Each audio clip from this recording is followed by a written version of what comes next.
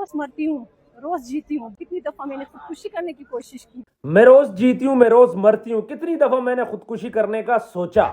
2 जून सन यूसुफ उमर हयात उर्फ काका उसके घर पे जाके उसको फायर मारता है और वहीं उसकी डेथ हो जाती है। उसकी वालदा रोते हुए ये बात बोलती हैं कि मैं रोज जी रही हूँ, मैं रोज मर रही हूँ, मेरा दिल करता है कि मैं खुदकुशी कर लूँ। कई दफा मैंने खुदकुशी करने का सोचा। आज 1 साल होने को है लेकिन मुझे इंसाफ नहीं मिल रहा। मैं क्या करूं? मेरी बेटी थी, बड़ी बहादुर लड़की थी। उसका गुनाह ये था कि उसने नो बोल दिया था लड़के को, और लड़के ने अपने आप को बहादुर साबित करने के लिए उसके घर में घुस के उसको फायर मार दिए थे।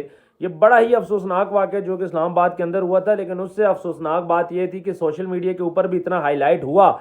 उसके बाद वो लड़का भी पकड़ा गया, गिरफ्तार हुआ, और उसके बाद आज तक इंसाफ नहीं मिल सका।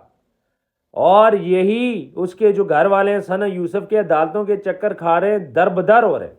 मुझे इस बात का बड़ा अफसोस है कि एक पेरेंट्स के साथ जाती हुई उनकी बच्ची को मारा गया, उसके बाद वही जो पेरेंट्स हैं वो अदालतों के अंदर ख्वार भी हो रहे हैं। और भाई क्यों?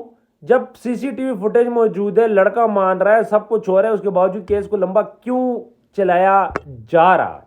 हमारे पाकिस्तान के अंदर इंसाफ का हसूल इतना मुश्किल क्यों है कि एक लड़की जिसके कातिल का पता है, सारा कुछ पता है, उसके बावजूद सजा क्यों नहीं मिल रही? उसके जो वालिदैन है हर पेशी पे ख्वार, हर पेशी पे ख्वार। एक तो उनकी बच्ची फोत हुई, उनके साथ ज्यादती हुई, और दूसरा उसके बाद इंसाफ नहीं मिल रहा। उसकी वालदा खुदकुशी की नहज तक पहुंच चुकी है। वो कह रही है मुझे ऐसे ऐसे ख्याल आ रहे हैं, मेरा दिल करता है मैं अपने आप को मार दूं।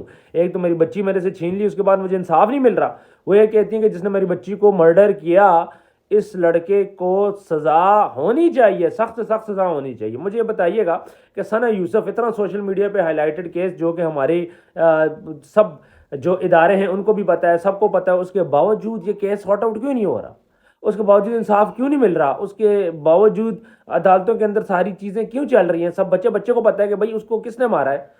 मैं सना यूसुफ के घर पे उस टाइम पे गया था, जैसे ही जिस दिन का जहाँ पे ये मर्डर हुई थी, वेरी नेक्स्ट डे मैं वहाँ पे चला गया था। जाके मैंने वीडियो बनाई थी, पड़ोसी से भी मैंने पूछा था, सारी चीज़ें वहाँ पे जाके हमने क्लियर की थी। उससे यही अंदाज़ा हुआ था कि वो जो लड़का है वो उसके पीछे पड़ गया था।